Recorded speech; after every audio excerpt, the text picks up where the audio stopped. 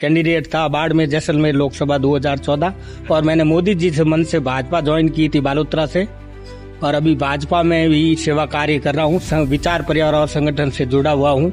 मुझे भी यहाँ आने से पहले ऐसा लगा कि ये सनातन के खिलाफ है और ब्राह्मणत्व के खिलाफ कर रहे हैं। ये ब्राह्मणों को मतलब ये हाशिए पे लगा रहे हैं। मैं खुद ब्राह्मण हूँ, मुझे यहाँ निमंत्रण देने वाले ब्राह्मण तो हमने यहाँ देखा है, ऐसा हमें तो कुछ नहीं लगा है। ये केवल बाही आडंबर रूढ़िवादिता है, उसका विरोध कर रहे थे और हम लोग दिखावा करते हैं कि सनातन भारतीय संस्कृति और हम ये करवा रहे हैं, सामूहिक विवाह कराए, वहाँ संस्कृति का पूरा फूड प्रदर्शन किया जाता है। तो इनकी यहाँ पे दहेज मुक्त रमेणी विवाह तो वो सामूहिक विवाह का प्रोग्राम है। तो मैंने देखा बिल्कुल शालीनता से सभी अपनी अपनी वेशभूषा। तो नमस्कार दर्शकों, एससी न्यूज में आपका स्वागत है। और आज हमारे चैनल पर भाजपा वर्तमान नेता है और ये जो है एमपी एमएलए का चुनाव भी लड़ा है इन्होंने, और कहां से चुनाव लड़ा है और आज किस सामाजिक कार्यक्रम में आए हैं, सारी जानकारी लेंगे वीडियो के माध्यम से, इसलिए आप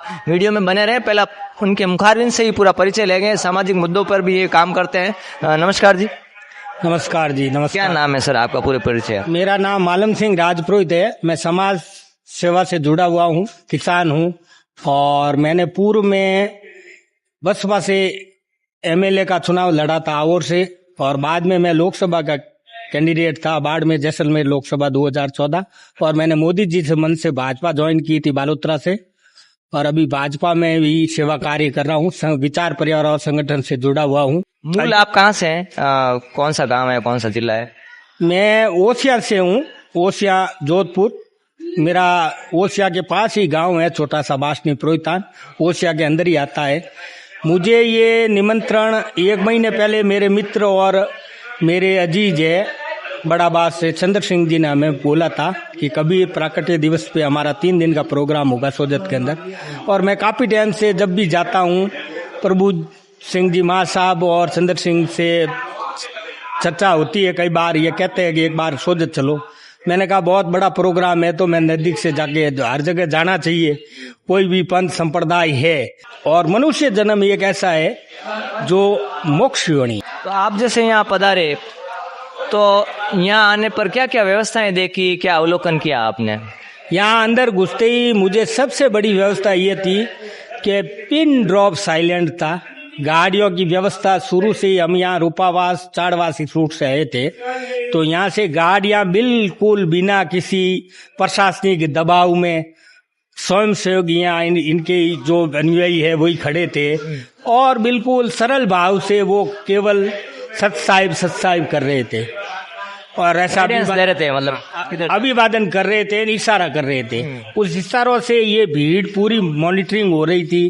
गाड़ियां लोगों ने पार्किंग की, हम भी उतरे और पहली बार मैं ऐसी जगह कहीं गया हूं जो इतनी बड़ी गैदरिंग के बाद ना तो मैंने गंदगी, यहाँ कोई सबकी भाव है वो समर्पित भाव से, एक घर के अंदर जो सदस्य होते हैं ना उस टाइप सब रिल मिल के। मैंने किसी को यहाँ ईगो में, द्वेष में, किसी को प्रेशर में, जैसे कई जगह प्रशासन लगा होता है प्रेशर से करवाया जाता है। हाँ। ऐसा भीड़ मतलब ये समझ लो कि आरएसएस संघ के अंदर जो अनुशासनता होती है वैसी अनुशासनता मैंने यहाँ देखी। अच्छा, जैसे आरएसएस तो बहुत बड़ा संस्था है और वैसी जैसे अनुशासन यहाँ पर आपको देखा। जैसे संघ का कोई भी प्रवास कार्यक्रम होता है वहाँ व्यवस्था होती है स्वयं सेवकों द्वारा, ऐसे ही इनके अनुयायियों द्वारा ऐसी व्यवस्था मैंने पहली बार। आश्रम के अंदर क्या क्या विजिट किया जब आप पार्किंग में? सबसे पहले मैं गया था यहाँ जो स्थायी ये बना हुआ है डैम, उसके अंदर महाराज श्री की तस्वीर लगी हुई है। शायद वो एक तस्वीर वो ऑटोमेटिक एआई सिस्टम से जैसे लग रहा जैसे महाराज श्री खुद बैठे हैं। वहां पे कुछ लोग लाइन में बैठे हुए तो मेरे साथ थे, उनको मैंने पूछा कि भाई ये लोग लाइन में क्यों बैठे हैं, लेडीज एंड जेंट्स। तो इनकी यहाँ पे दहेज मुक्त रमेणी विवाह प्रोग्राम शादियां तो वो सामूहिक विवाह का प्रोग्राम है, तो मैंने देखा बिल्कुल शालीनता से सभी अपनी अपनी वेशभूषा में, जो जिस जैसी कैटेगरी की वेशभूषा पहनता उस वेशभूषा में जेंट्स और लेडीज बैठे थे। अभद्र व्यवस्था तो नहीं थी कोई? बिल्कुल एकदम शालीन व्यवस्था। मुझे सबसे बड़ा वही आर्टी टच किया कि सभी अपनी शालीनता में बैठे हैं और हम लोग दिखावा करते हैं कि सनातन भारतीय संस्कृति और हम ये करवा रहे हैं, सामूहिक विवाह कराए, वहाँ संस्कृति का पूरा फूड प्रदर्शन किया जाता है।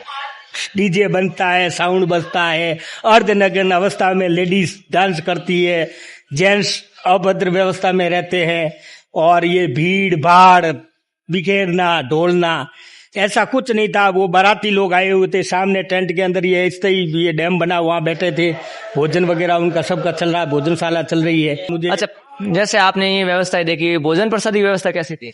भोजन प्रसादी की व्यवस्था ऐसे जैसे जवई आए वो वैसे खिला रहे थे। अच्छा, जवई आए तो वैसे खिला रहे? जवई की तो बहुत आदर आर भगत होती है। उस तरफ थी। अच्छा, मैं तो मतलब चंद्र सिंह को हंसा था। हाँ।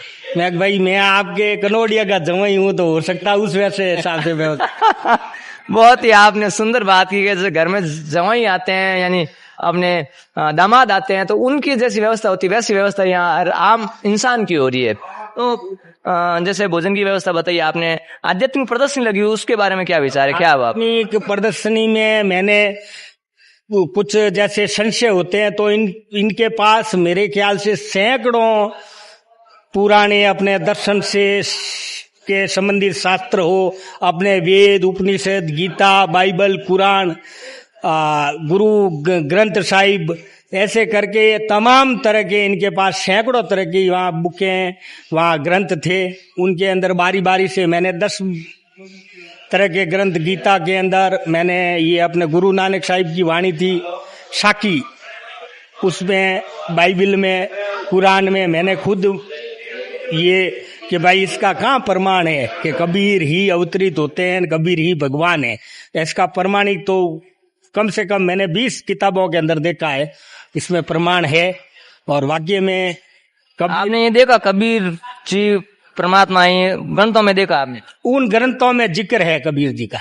अच्छा, और स्पष्ट मैंने देखा है, और वही कोई छेड़छाड़ नहीं है। जो लेखक वगैरह, मैं गीता डेली पढ़ता हूँ, वही गीता की पढ़ती थी और उसके अंदर जैसे बिल्कुल था।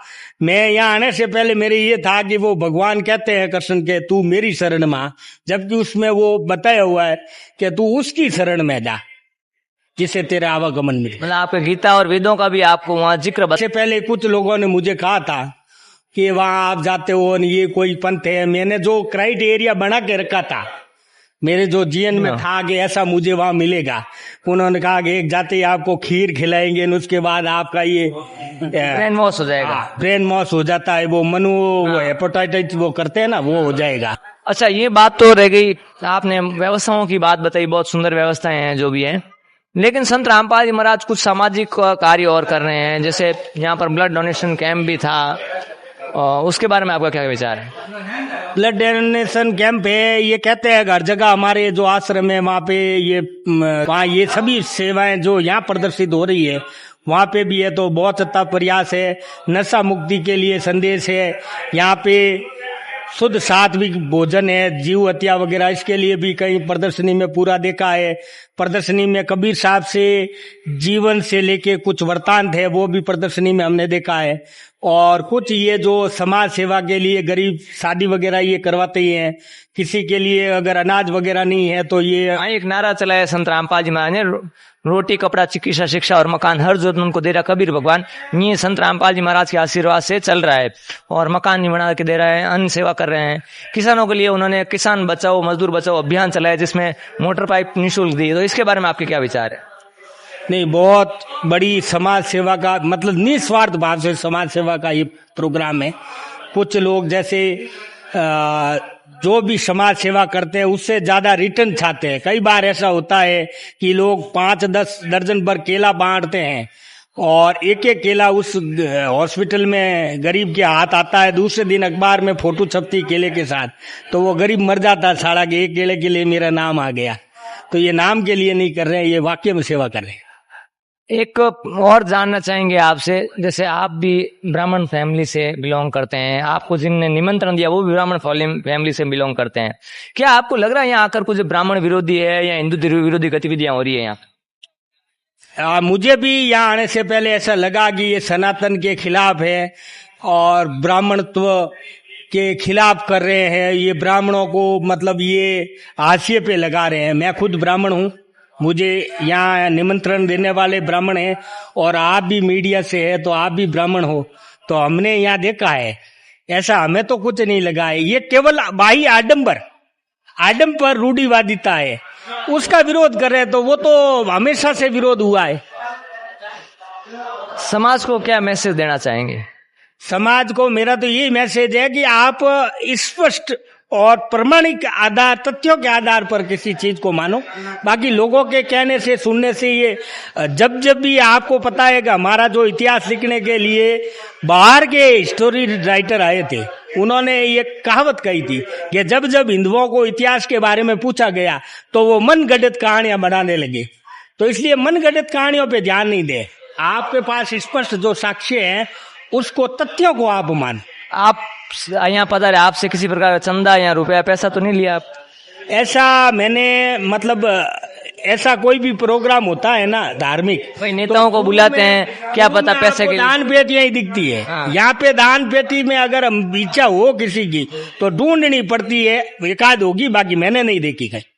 कोई चंदा वगैरह तो नहीं लिया आपसे? बिल्कुल कोई ऐसा चंदा अनाउंसमेंट नहीं था कि आप सहयोग करें। बाकी कथावाचक तो हर 2 सेकंड के बाद यही होता है कि हमारा फलाना नंबर नीचे चल रहा है, उसके ऊपर करें या उससे संपर्क करें, ऐसा कुछ नहीं है। क्या पता मैंने सोचा नेताओं को बुलाया कि पैसे के लिए बुला लिया होगा। नहीं, ऐसा कुछ नहीं है। तो दर्शकों, आपने देखा कि ओसियां जोधपुर से पधारे मेहमान और भाजपा और आरएसएस से जुड़े हैं, इन्होंने ये बात स्पष्ट कर दी है कि यहाँ पर जो है ग्रंथ है वो प्रमाणित है, कबीर साहब का उल्लेख उन ग्रंथों में भी है, और संत रामपाल जी महाराज ना ही ब्राह्मण विरोधी है ना ही हिंदू विरोधी है, वो सनातन पंथ पे चल रहे हैं और सबको एक कर रहे हैं। ऐसी विचारधारा इन्होंने आकर यहाँ देखी, और काल्पनिक विचारधारा जो पहले थी वो बिल्कुल उसका खंडन कर रहे हैं। जो पहले की विचारधारा थी, यहाँ आने के बाद इनको पता चला सच्चाई क्या है। तो ऐसे न्यूज़ पर बहुत बहुत धन्यवाद, आपने समय दिया।